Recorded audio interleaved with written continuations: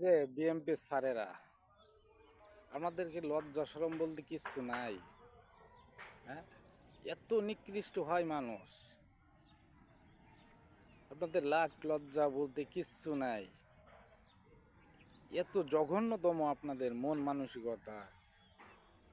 এই বাংলার জমিনে 95% যেখানে মুসলমান আমরা বাস করি, সেখানে আপনারা কোরআনের মাহফিলে বাধা দেন।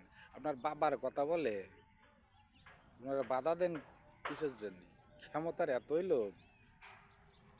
আপনারা তো ক্ষমতা পাওয়ার আগেই আপনারা যেভাবে টেন্ডারবাজি, চাঁদাবাজি, জমি দখল করা শুরু করেছেন, আর আপনাদের ক্ষমতায় গেলে আপনারা কি করবেন? আপনারা মানুষের আসলে কি বলো, মানুষ যদি আপনাদের বলা হয় তাহলে মানুষের তো লাখ লজ্জা বোধ, শরম পাবে। আপনারা ভুলে গেছেন সব ইতিহাস, না ইতিহাস আপনাদের মনে করে দেওয়া লাগবে?